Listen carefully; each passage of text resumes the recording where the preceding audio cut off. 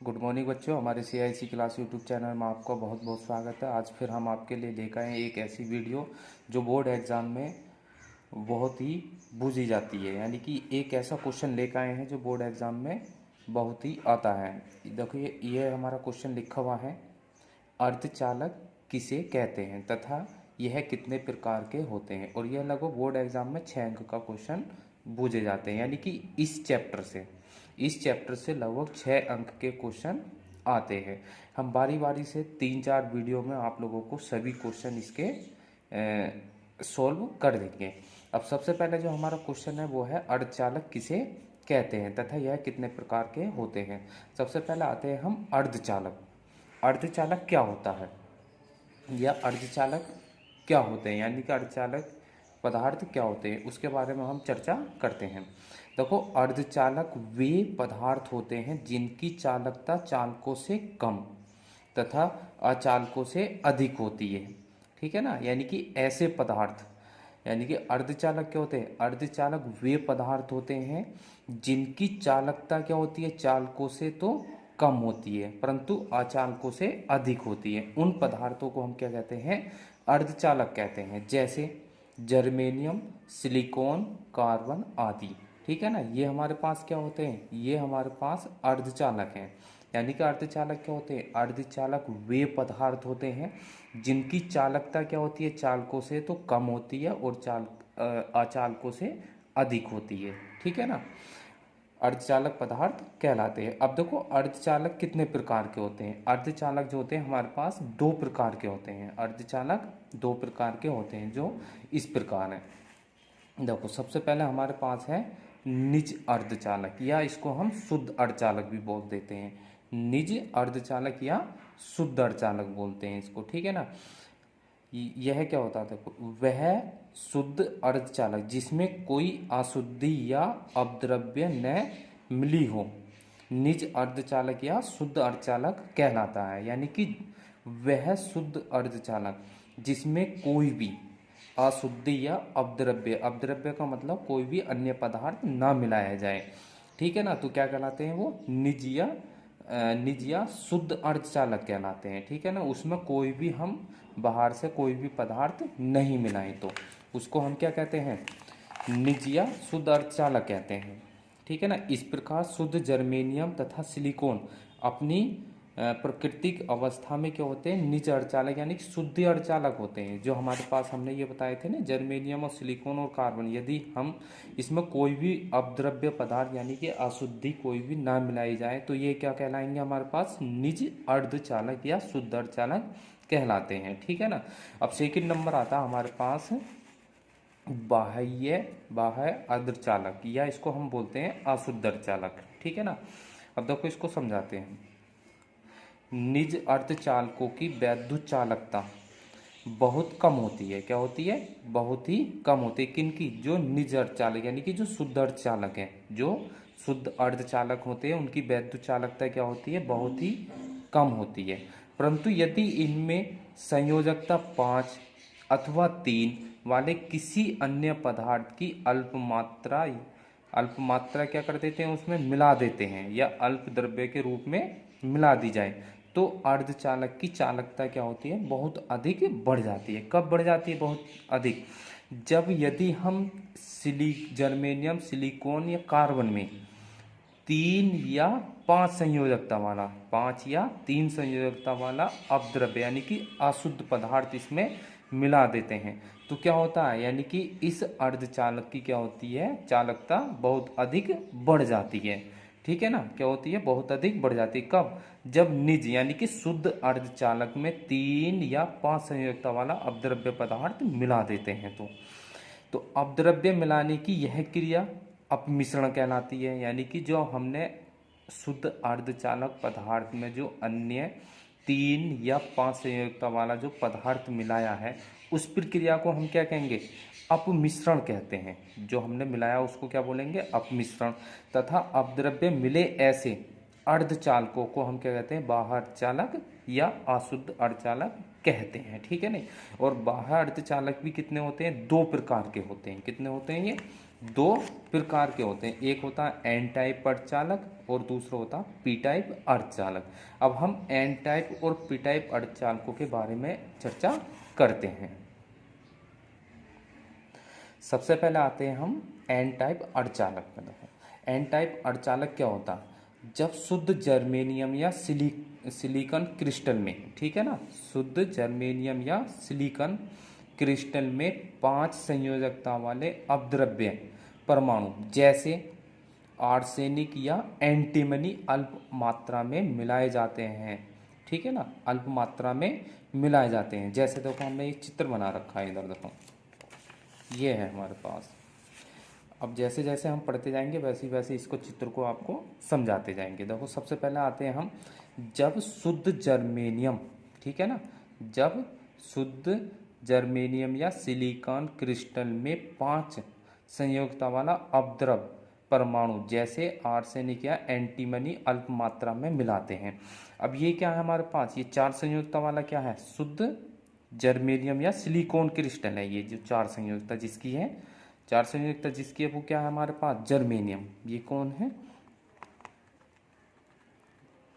ये germanium crystal है हमारे पास। ठीक है, क्या है, जर्मेनियम। अब हमने इसमें क्या करा, 5 संयोजकता वाला अपद्रव, क्या करा हमने, 5 संयोजकता वाला अपद्रव्य पदार्थ या परमाणु जैसे आर्सेनिक या एंटीमनी इसमें अल्प मात्रा में मिला दिया जाता है। क्या ले लेते हैं हम इसको, ये कौन सा मिला लेते हैं हम, आर्सेनिक ले लेते हैं। चलो क्या करा हमने, अल्प मात्रा में आर्सेनिक पदार्थ इसमें मिला दिया। अब मिलाते हैं तो प्रत्येक अपद्रव्य परमाणु के 5 संयोजक इलेक्ट्रॉनों में से 4 संयोजक इलेक्ट्रॉन जर्मेनियम अपद्रव्य का, यानी कि संयोजक परमाणु क्या करते हैं, उसको सहसंयोजक बंध बना लेते हैं। देखो जैसे ये हमारे पास क्या है, जर्मेनियम है। जर्मेनियम की संयोजकता होती है 4। ये हमने कितने संयोजकता वाला इसमें अपद्रव्य मिलाया, 5 संयोजकता वाला। अब क्या होंगे ये, इसको हम चित्र को अब कंप्लीट कर लेते हैं। देखो इस तरह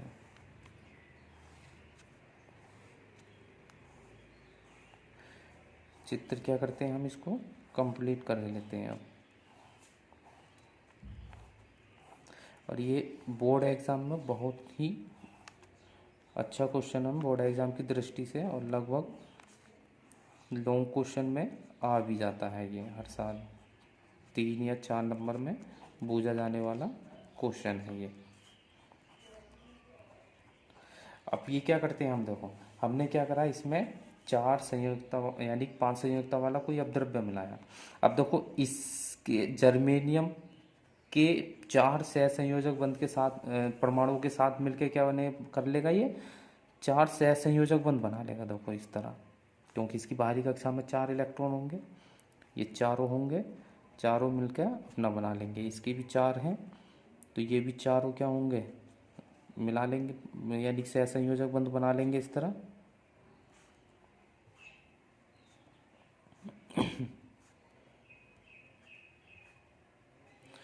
क्या करते हैं, ये 4 सहसंयोजक बंध आपस में मिलकर क्रिस्टल के सहसंयोजक बंध बना लेते हैं इस तरह। ये हो जाएंगे, ठीक है ना, ये हो गए इस तरह। अब ये इस यानी कि जर्मेनियम परमाणु, जो जर्मेनियम परमाणु या जर्मेनियम क्रिस्टल जो है, जर्मेनियम परमाणु और आर्सेनिक मिलके क्या करेंगे, एक एक इलेक्ट्रॉन के साथ 4 सहसंयोजक बंध बना लेगा। कौन, आर्सेनिक क्रिस्टल जो है हमारे पास। परंतु इसमें कितने हैं, 5। तो एक इलेक्ट्रॉन क्या होगा, एक इलेक्ट्रॉन सहसंयोजक बंध नहीं बनाता है। क्या करेगा, जो एक इलेक्ट्रॉन होगा, क्योंकि ये 5 संयोजकता है। अब 1 2 3 4 तो ये हो गए, 1 2 3 4, परंतु 5वां जो है, 5वां इलेक्ट्रॉन क्या है, सहसंयोजक बंध नहीं बनाता है। देखो हमने यहाँ पे लिख भी रखा है, सहसंयोजक इलेक्ट्रॉन क्रिस्टल में गति, यानी कि जर्मेनियम अपद्रव्य का परमाणु, यानी कि अपद्रव्य का 5वां संयोजक इलेक्ट्रॉन क्रिस्टल में गति करने के लिए मुक्त रहता है। क्यों, क्योंकि ये क्या करता है, यह सहसंयोजक बंध नहीं बनाता। और क्या करेगा ये, यानी कि क्रिस्टल में क्या रहेगा, क्रिस्टल में गति करने के लिए स्वतंत्र रहेगा। कौन सा, ये 5वां जो इलेक्ट्रॉन है, गति करने के लिए मुक्त रहता है। यह इलेक्ट्रॉन क्या होता है, आवेश वाहक का कार्य करता है। यही इलेक्ट्रॉन क्या करेगा, आवेश वाहक का कार्य करेगा। किसका करेगा, ये जो मुक्त इलेक्ट्रॉन है इसको क्या बोलेंगे, मुक्त इलेक्ट्रॉन होता है। यही मुक्त इलेक्ट्रॉन क्या होगा, ये आवेश वाहक का ही कार्य करता है। ठीक, तथा इस पर ऋण आवेश होता है। क्या होता है, इस पर ऋण आवेश होता है। इस प्रकार शुद्ध जर्मेनियम में अपद्रव्य मिलाने से, शुद्ध जर्मेनियम में अपद्रव्य मिलाने से मुक्त इलेक्ट्रॉनों की संख्या बढ़ जाती है, अर्थात क्रिस्टल की चालकता बढ़ जाती है। ठीक है ना। यानी कि जब हम क्या करते हैं, इसमें 5 संयोजकता वाला अपद्रव्य पदार्थ इसमें मिलाते हैं तो क्या होता है, यानी कि 4 इलेक्ट्रॉन जो होंगे वो सहसंयोजक बंध बना लेते हैं, परंतु 5वां इलेक्ट्रॉन क्या होता है, वह सहसंयोजक बंध नहीं बनाता है, जो क्रिस्टल में क्या रहता है, मुक्त अवस्था में गति करने के लिए स्वतंत्र रहता है। और यही इलेक्ट्रॉन क्या होता है, आवेश वाहक का कार्य करता है। इस प्रकार जब इसमें हम 5 संयोजकता वाले अपद्रव्य पदार्थ मिलाते हैं तो क्या होता है, इसमें मुक्त इलेक्ट्रॉनों की संख्या बढ़ जाती है, जिससे कि इस क्रिस्टल की चालकता भी बढ़ जाती है। इस प्रकार के अपद्रव्य मिले जर्मेनियम क्रिस्टल को हम क्या कहते हैं, एन टाइप अर्धचालक कहते हैं। यानी कि जो हमारे पास ये क्रिस्टल बना है, ये जो क्रिस्टल है, कब, जब हमने इसमें 5 संयोजकता वाला अपद्रव्य पदार्थ मिला दिया, तो इसी क्रिस्टल को हम क्या कहेंगे, एन टाइप अर्धचालक कहते हैं। क्या कहते हैं हम इसको, एन टाइप अर्धचालक कहते हैं इसको। ठीक है, क्या कहते हैं, एन टाइप अर्धचालक कहते हैं। क्योंकि इसमें आवेश वाहक क्या होते हैं, देखो, क्योंकि इसमें आवेश वाहक मुक्त इलेक्ट्रॉन होते हैं। क्या होते हैं इसमें आवेश वाहक, ये जो हमारे पास इलेक्ट्रॉन है ये क्या है, मुक्त इलेक्ट्रॉन जो है। आवेश वाहक को का कार्य कौन करेंगे, ये वाले जो मुक्त इलेक्ट्रॉन है। इस प्रकार इसको हम दाता परमाणु भी कहते हैं। दाता परमाणु क्यों कहते हैं इसको, क्योंकि यह इलेक्ट्रॉन हमें क्या कर रहा है, दे रहा है, क्योंकि इसमें अतिरिक्त इलेक्ट्रॉन क्या है, प्राप्त हो रहा है, तो इसलिए हम क्या कहते हैं इसको, दाता परमाणु भी कहते हैं। क्योंकि क्रिस्टल में इलेक्ट्रॉन क्या करता है, ये प्रदान करता है, क्योंकि यह क्रिस्टल में इलेक्ट्रॉन प्रदान करता है, इसलिए हम क्या कहते हैं इसको, दाता परमाणु भी कहते हैं। अब देखो, अब इसमें चलनशील जो इलेक्ट्रॉन है वो क्या होंगे, देखो इसमें जो धनात्मक है ये क्या कहलाएंगे, दाता आयन कहलाएंगे। क्या कहलाएंगे इसमें, ये दाता आयन कहलाएंगे। और ये जो ऋणावेश जिस पर होता है, ऋणावेश जिस पर होता है उसको हम क्या बोलेंगे, इसमें इलेक्ट्रॉन बोलते हैं। इस प्रकार ये हमारे पास क्या हो गया, एन टाइप अर्धचालक कंप्लीट हो गया। अब इसके बाद आते हैं हम, देखो पी टाइप अर्धचालक में। लगभग ये लॉन्ग क्वेश्चन में पूछा जाता है, 4 या 3 अंक का आ जाता है क्वेश्चन, और हर साल क्वेश्चन पूछा जाता है। अब आते हैं, देखो पी टाइप अर्धचालक क्या होता है। जब शुद्ध जर्मेनियम या सिलिकॉन क्रिस्टल में, ठीक है ना, जब शुद्ध जर्मेनियम या सिलिकॉन क्रिस्टल में 3 संयोजकता वाला, अब उसमें हमने कितने का मिलाया था, 5 संयोजकता वाला मिलाया था। अब यदि हम इसमें क्या कर दें, 3 संयोजकता वाला मिला दिया जाए, क्या कर दें, 3 संयोजकता वाले अपद्रव्य परमाणु, जैसे एल्यूमिनियम या बोरान, देखो इधर बना रखा हमने चित्र इसका।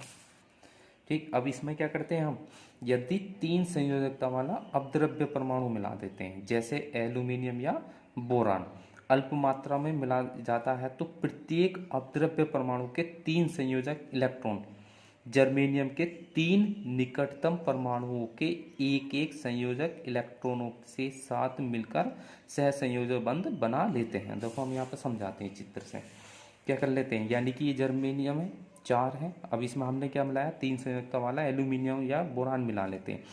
अब इसके साथ मिलेगा ये, इसका 1 इलेक्ट्रॉन, इसका 1 इलेक्ट्रॉन, और इसका भी 1 इलेक्ट्रॉन होगा, और इसके साथ एक सहसंयोजक बंध बना लेगा, इसका 1 इलेक्ट्रॉन और इसके साथ एक सहसंयोजक बंध बना लेगा। अब इसकी बाहरी कक्षा में कितने हैं, 3, तो अब ये इलेक्ट्रॉन, अब यहाँ पे क्या होगा, सहसंयोजक बंध नहीं बनाएगा, तो क्या होगा, यानी कि रिक्त स्थान रह जाएगा। क्या रह जाएगा, ये रिक्त स्थान रह जाएगा। इस रिक्त स्थान को हम क्या कहते हैं, इस रिक्त स्थान को हम कोटर कहते हैं। ये जो रिक्त स्थान है इसको हम क्या बोलते हैं? कोटर बोलते हैं। अब देखो 3 के साथ मिलकर क्या बनाएगा? ये सहसंयोग बंध बना लेगा, परंतु चौथा परमाणु जो है वो इसके साथ सहसंयोजक बंध नहीं बनाता है। इस तरह से ये पूरा चित्र कंप्लीट कर लेंगे हम इसका।